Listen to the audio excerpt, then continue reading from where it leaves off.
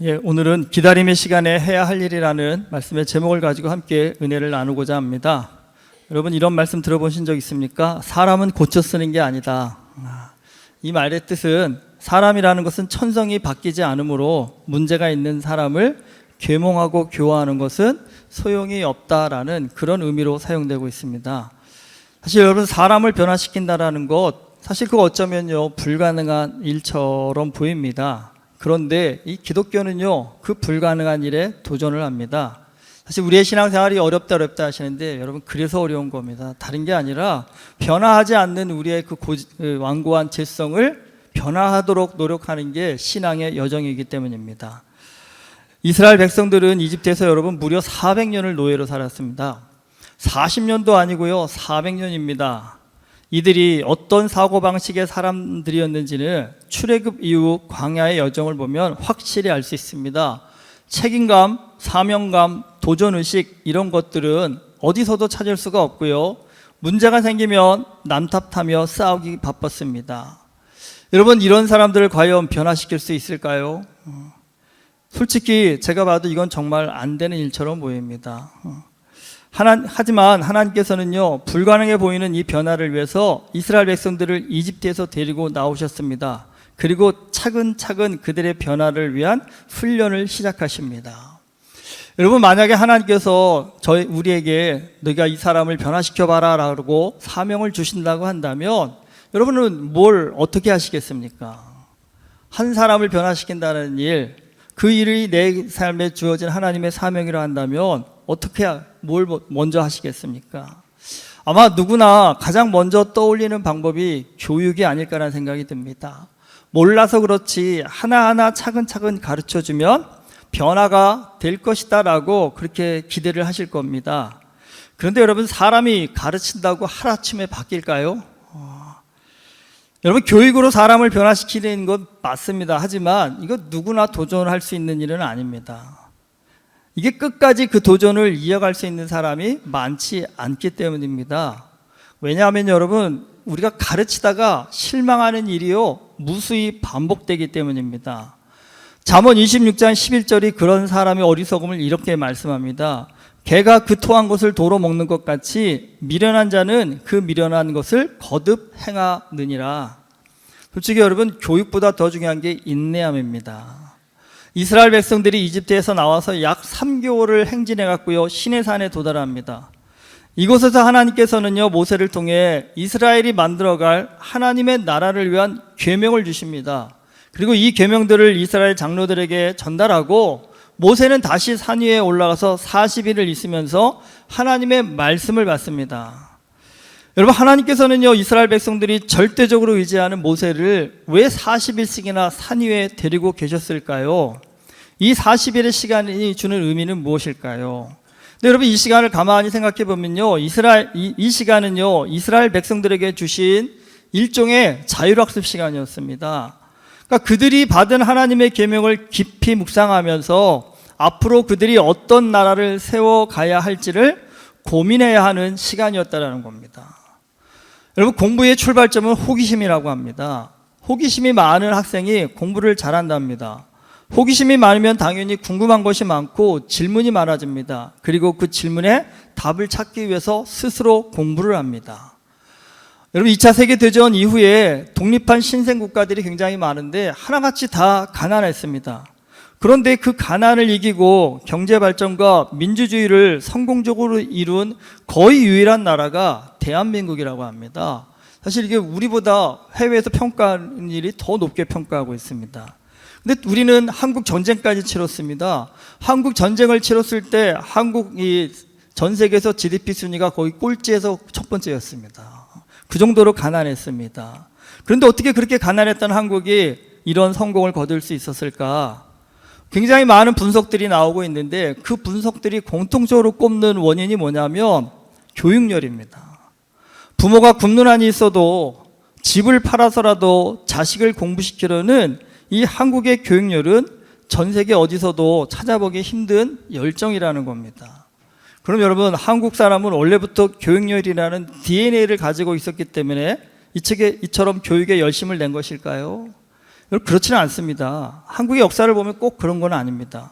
뭐 조선시대는 양반과 상무놈의 신분사회였고 공부는 양반만 할 수 있는 특권이었습니다.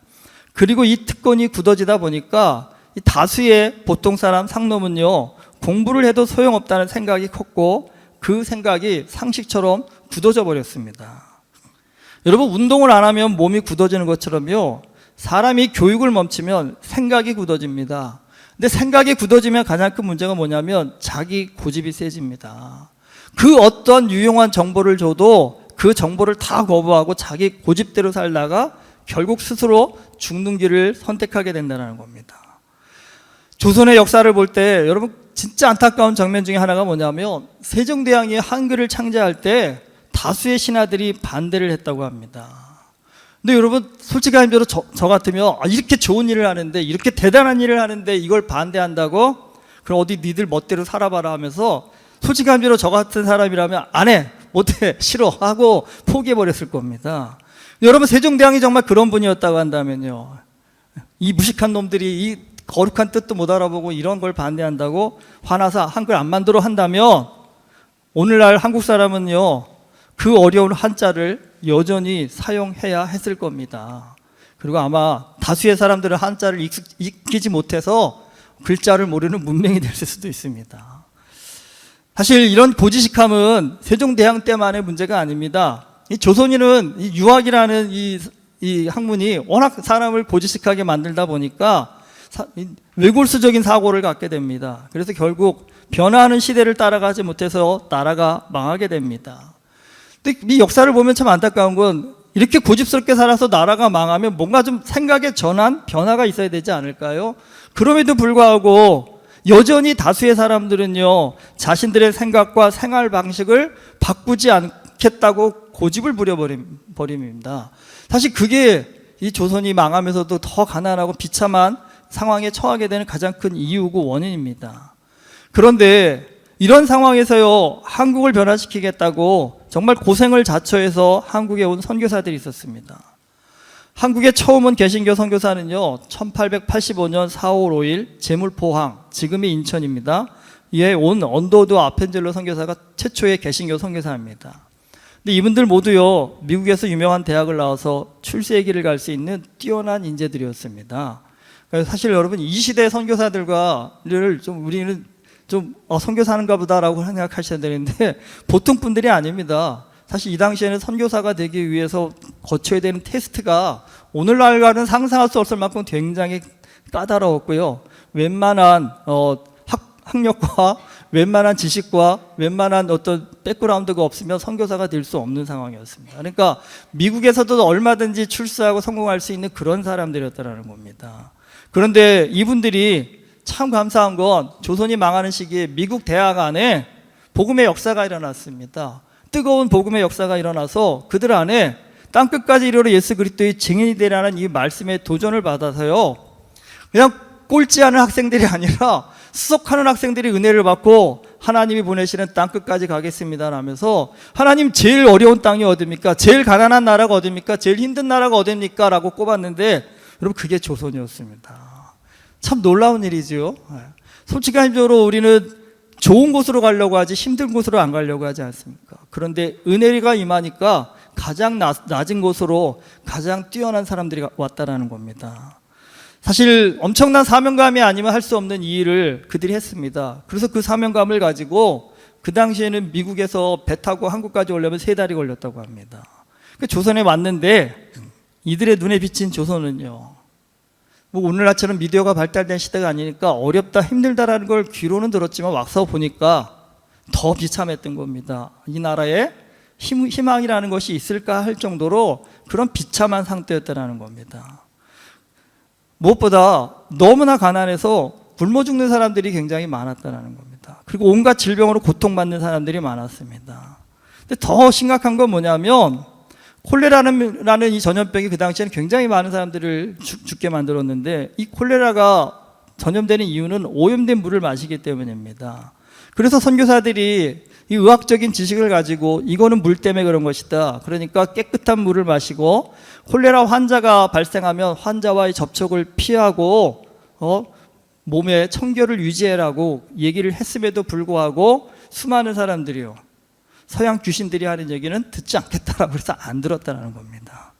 그러니까 그러면서도 뭘 했겠습니까? 그러니까 합리적이고 과학적인 해결책을 전면에 줌에도 불구하고 병에 걸리면 그 당시 해왔던 대로 무당들에다가 구슬하고요, 부적을 써서 대문에 붙여가지고 악귀가 우리 집에 못 들어오게 한다면서 병 낫기를 원하는 이전의 생활 방식을 바꾸려 하지 않았다라는 겁니다. 그러면서도 정말 자신들을 도와주기 위해 온 이 이방인들을 마음으로 받아들인 것이 아니라 적개심만 품었다라는 겁니다. 그래서 요즘 가짜뉴스 얘기들이 굉장히 많이 나오는데, 이 당시 선교사들도요, 가짜뉴스 때문에 큰 곤혹을 치렀습니다. 언더우드 선교사가 가난한 조선의 상황을 보고 이런 말을 남겼다고 합니다. 이건 교육의 기적이 있어야 경제의 기적이 일어날 수 있다라고요. 그래서 교육 선교에 집중을 한답니다. 한국인들의 의식을 바뀌고 생각을 바꿔야 된다라고 했어요. 또 함께 온 아펜젤로 선교사 역시 한국을 변화시키는 길이 교육에 있다고 믿고요, 한국 최초의 근대식 학교인 배제학당을 설립합니다. 오늘 한국 서울 가면 배제고등학교 있는데, 예, 그 학교가 우리나라 최초의 근대식 학교입니다. 저 사진이고, 그다음, 예, 그 당시 학생들의 모습이라고 합니다. 우리 청년들은 저분들이 우리 조상인가 싶을 정도로 지금 누구세요라고 할 수 있는데, 우리 할아버지 세대만 해도 저렇게 살아셨습니다. 사실 이들은 당시 조선에서는요, 상상할 수 없는 최고의 교육을, 그것도 무료로 해주었습니다. 여러분, 얼마나 큰 기회일까요? 하지만 학교를 설립한 초기에 언더우드 선교사도 그렇고 아펜젤로 선교사도 그렇고 학생을 모집하기 힘들어서 애를 먹었다고 합니다. 이 당시에 학생들에게 주었던 특전을 보니까 특이한 게 있더라고요. 수업료는 당연히 안 받았습니다. 점심도 당연히 줬습니다. 근데 여러분 뭐 드셨는지 아십니까? 담배도 줬답니다. 왜 담배는 왜 줬을까요? 이 당시에 한국 사람들의 특징이 뭐냐면, 성인된 남자는 담배를 꼭 피워야 그게 자신의 권위를 나타낸다고 생각했답니다. 그래서 담배값 안 주면 학교 안 와요 그랬답니다. 그래서 지금은 교회 다니면 담배 안 피워야 되지만, 이 당시에는 담배값도 줘가면서 학교 오라고 그렇게 이렇게 특전을 제시를 했는데, 문제는 학생들이요, 중도에 자꾸 포기하고 도망치는 바람에 수업을 유지하기가 어려웠다고 합니다. 아펜젤로가 배제학당 개교 시절 상황에 대해서 다음처럼 기록을 했다고 합니다. 우리 선교학교는 1886년 6월 8일에 시작되어 7월 2일까지 수업이 계속되었는데 학생은 6명이었다. 오래지 않아서 한 학생은 시골에 일이 있다고 떠나버리고, 또 한 명은 6월이 외국어 배우기에는 부정한 달이라는 이유로 떠나버렸으며, 또 다른 한 명은 가족의 장례가 있다고 오지 않았다. 6월은 왜 부정한 달일까요? 이유는 간단하겠죠. 어디 점장이한테 가서 물어보니까 너 6월에 거기 가서 수업 받으면 죽어, 뭐 이런 얘기 들었으니까 아마 이러면 공부 안 해, 그리고 도망가 버리지 않았을까요? 근데 여러분, 조금 후에 이화여대를 설립한 메리 스크랜턴 선교사도 비슷한 어려움을 겪고 있었습니다. 이 스크랜턴 여사는요, 남편과 사별을 하고 의사인 외아들 윌리엄이 조선에 선교사로 가겠다고 결정하자 그 아들을 따라서요, 52세의 나이에, 그 당시로서는 굉장히 고령의 나이에 선교사로 자원하여서 아들 가족하고 같이 함께 조선에 옵니다. 근데 조선에 온 그녀의 눈에 비친 가장 비참한 모습은 여자를 사람 취급하지 않는 이 조선의 관습이었습니다. 특별히 여자들에게 교육의 기회가 전혀 주어지지 않는 관습이 너무나 안타까워서 여자들을 위한 이화학당이라는 학교를 설립합니다. 이 학교가 오늘날 이화여자대학교의 시작입니다. 그 당시 사진 좀 보시면 저 오른쪽에 계신 분이 스크랜턴 여사입니다. 그리고 옆에가 학생들입니다. 그 당시에는 대학생들을 모집한 게 아니라 10살짜리 꼬마 아이들을 모아서 시작한 학교입니다. 사실 오늘날에는 이화여자 대학 가기 위해서 치열한 경쟁을 합니다. 그런데 이 시작할 당시에는요, 학생을 구하지 못해서 문을 닫아야 할 상황이었다고 합니다. 학생을 모집했는데 1년이 지나도 학생을 구할 수가 없었다고 합니다. 그런데 그 1년 후에 드디어 첫 학생을 받았다고 합니다. 이 학생이 누구냐면 그 당시 왕후의 영어 통역관이 되겠다라는 꿈을 가졌던 고위 관리의 첩이었는데 석 달 만에 병으로 공부를 그만두었다고 합니다. 그 다음에 두 번째로는 학생이 꽃님이라고 합니다. 10살 소녀였다고 합니다. 집이 너무 가난해서 딸을 부양할 수 없었던 어머니가 거기 가면 먹여주고 재워진다는 얘기를 듣고 딸을 맡겼다라는 겁니다. 그런데 얼마 후에 그 어머니가 딸을 도로 데려가겠다고 찾아왔다고 합니다. 왜 그러냐 그랬더니 주변에서 그렇게 자꾸 얘기를 하더랍니다. 처음에는 좋은 음식과 옷을 주지만 나중에는 결국 그 딸을 미국으로 데려갈 거라고 그렇게 얘기했답니다. 지금 들으면 얼마나 좋은 얘기세요. 아니 미국으로 뭐 데려가서 유학 보내준다고 하는데 무료로요. 근데 결국 그 당시 사람들은 미국 가면 죽는 줄 알고 그래서 메리 스크랜턴 여사가 그 어머니한테 미국으로 절대 데리고 가지 않겠다라는 서약서를 써주고 그 어머니를 안심시킨 후에야 아이가 계속 그 학교에서 공부를 할 수 있게 되었답니다. 이게 이해가 되십니까? 그러니까 그 당시 그들이 조선 분들이 갖고 있었던 사고의 틀, 사고의 한계가 어떤 건지를 여실히 보여주고 있습니다. 그런데 이 꽃님이가 이화학당 최초의 졸업생이 된다고 합니다. 그리고 세 번째 학생은요, 별단이라는 아이가 들어왔는데 이 학생도 전염병에 걸려서 길바닥에 버려져 있던 한 여인의 딸이었다고 합니다. 그리고 네 번째로 들어온 학생이 좀 나중에 참 의미 있는 사람이 되는데 훗날 조선의 최초의 여의사가 된 박에스더, 이름은 김점동이라고 합니다. 보시면 어린 나이에 결혼을 해가지고 저렇게 남편까지 있었습니다. 그런데 굉장히 총명했다고 합니다. 그래서 그때 이 로제타 선교사가 이화학당에서 선생님으로 있었는데 이 김정동을 딱 알아보고 얘를 미국으로 유학 보내서 의사가 되게 해야 되겠다라고 해서 유학을 보내준다고 합니다. 근데 안타깝게도 저 옆에 있는 남편은 미국에서 결핵으로 사망을 합니다. 그리고 박에스더는 졸업한 후에 의사가 되어서 조선에 다시 돌아와서요, 정말 헌신적으로 의료 선교를 하다가 10년 만에 그녀 역시 결핵으로 사망을 한다고 합니다. 여러분, 좋은 교육으로 고통받는 조선 사람들의 삶을 변화시키고자 이 선교사들은 정말 헌신적으로 섬겼습니다. 하지만 조선 사람들은 그런 선교사들을 향해서요, 서양 도깨비라면서 그 서양 도깨비들이 아이들의 눈을 파먹고 아이들의 피를 마신다라는 이 거짓 소문으로요, 공포감을 조성하였다고 합니다. 박에스더가 이화학당의 설립자 스크랜턴 여사를 처음 만났을 때 이렇게 그 감정을 기록하고 있다고 합니다. 내가 10살 때 스크랜턴 부인을 처음 만나러 가게 되었다. 매우 추운 날씨여서 부인이 나를 난로 가까이 오라고 했는데 나는 부인이 나를 난로에 잡아넣어 태워버릴 것만 같아 두려웠다. 그러나 부인이 친절하고 아름다운 얼굴이 이내 그런 생각을 떨쳐버리게 됐다. 가짜 뉴스가 얼마나 심했냐 하면요, 정말 너무 이 가짜 뉴스가 일반 사람들한테 공포감을 줘서 선교사들이 선교하는데 너무 어려움을 겪게 되니까 그 당시 고종 황제가요, 칙령을 내렸다고 합니다. 앞으로 가짜 뉴스를 퍼뜨리는 자는 엄벌에 처하겠다라고 할 정도로 그 당시 사회에 굉장히 큰 문제가 되었었답니다. 여러분, 한국의 선교 역사는요, 사람은 가르친다라고 쉽게 변하는 것이 아니라는 것을 보여주고 있습니다. 사실 선교사들이요, 단순히 가르치는 선생의 역할만 했다고 한다면 한국의 선교 역사는 없었을 겁니다. 선교사들은 가르치는 선생을 뛰어넘어서요, 사랑으로 섬기는 사역자였습니다. 하나님의 아들이신 예수님이 십자가에 죽기까지 섬기셨던 것처럼 선교사들이 그랬습니다. 그 사랑의 섬김이요, 강박했던 조선 사람들의 마음을 움직였습니다. 그런데 처음부터 모두의 마음이 움직인 것은 아닙니다. 낯선 서양 사람들에 대해서 모두가 두려움을 갖고 있는 상황에서 가장 절박한 사람들이 그 두려움을 뛰어넘어 좀 배움의 열정을 가지고 다가가기 시작했고, 그 다가가서 그들의 삶을 보고 그들로부터 배움을 갖기 시작하면서 삶이 바뀌고 가치가 바뀌면서 그 변화가 다른 사람들에게 선한 영향력을 미치기 시작했다는 겁니다. 모세를 통해서 70명의 장로들을 부르시고요, 그들에게 하나님의 계명을 주셨습니다. 그리고 40일의 시간을 주셨습니다. 무엇일까요? 장로들로 하여금요, 하나님이 주신 계명을 좀 스스로 공부할 수 있는 시간을 주셨다라는 겁니다.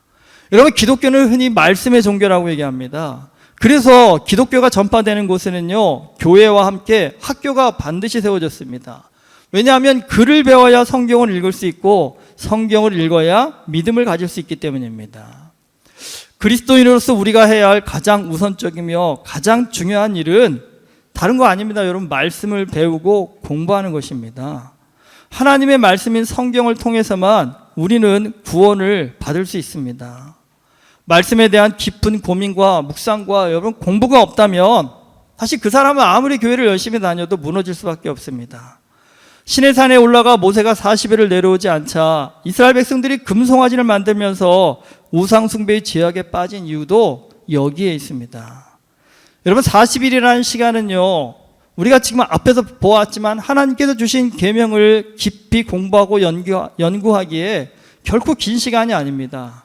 하지만 그들은요, 그 계명을 공부하고 연구하기보다는 그냥 앉아서 모세만 기다렸습니다. 여러분, 살면서 기약 없는 기다림이 얼마나 힘든 일인지 아시죠? 사실 기약 없는 기다림은 시간이 갈수록 우리에게 불안과 두려움을 가져다 줍니다. 그리고 그 불안과 두려움은 결국은 바른 방법으로 해결되지 않고 엉뚱한 방법을 찾게 되어 있다는 겁니다. 말씀을 좀 붙잡고 깊이 생각해야 됩니다. 말씀을 좀 공부해야 합니다. 그래야 하나님의 뜻을 따라갈 수 있습니다. 여러분, 한국교회가 놀라운 선교의 역사를 이룰 수 있었던 가장 큰 힘은요, 말씀을 사모하는 믿음의 사람들 때문이었습니다.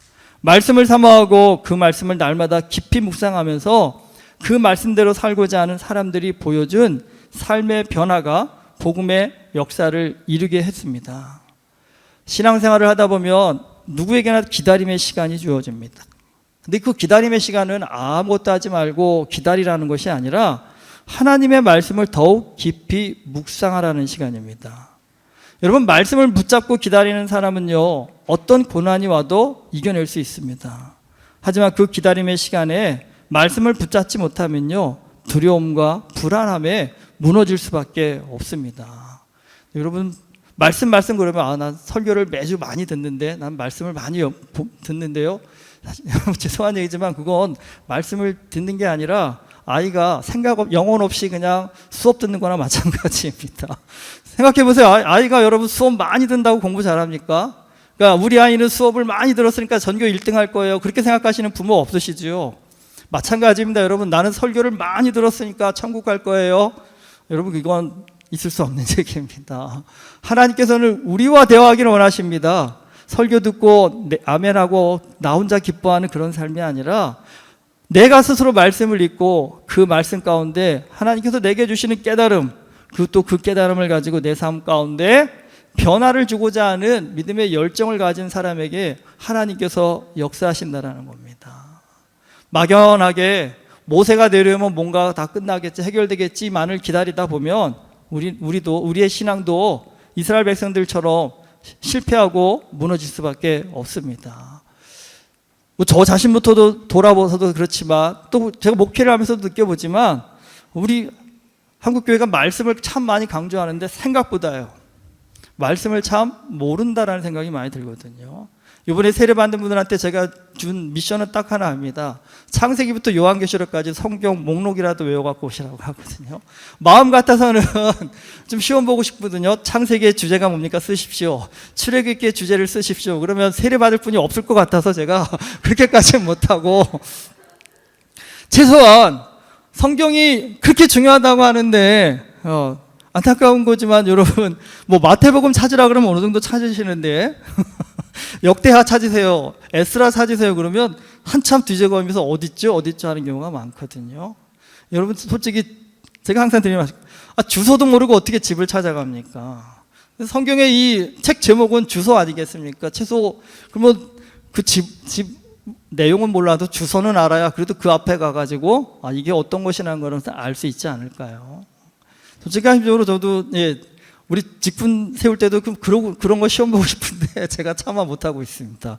집사님들한테만큼은 좀 그런 거 시험 보고 집사 직분 주고 싶은데 그렇게 되면 또 아무도 집사 못하실 것 같아서 안타까워서 그렇습니다. 네.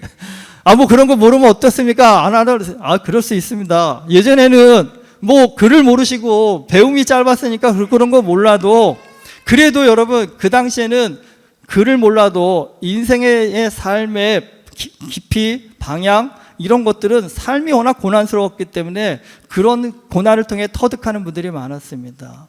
근데 적어도 이 시대에는 여러분 글을 몰라서 성경을 못 읽는 분은 없으시잖아요.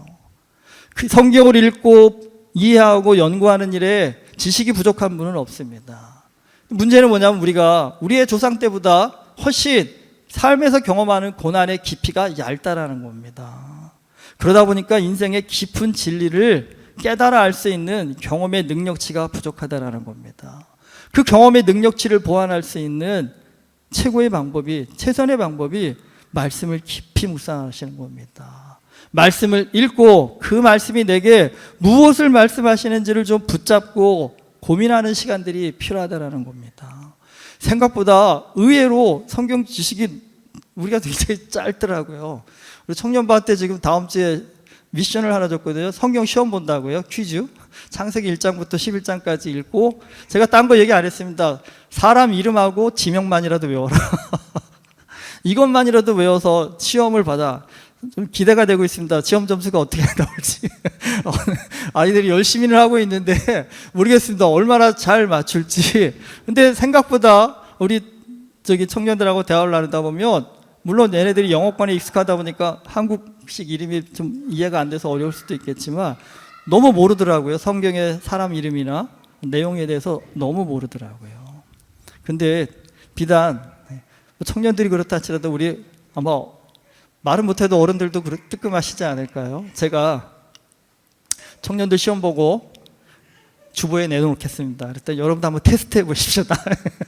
나는 얼마나 이 테스트에 맞아. 앞으로 계속 해나가려고 하거든요. 청년부들은 창세기 이제 11장까지 보고, 그 다음에 또 창세기 50장까지 보고, 출애굽기, 민수기 이렇게 계속적으로 시험을 하는데, 이렇게 해서라도 그들이 성경의 내용들을 조금이라도 배우고 알고 익혀갈 수 있기를 바라는 마음입니다.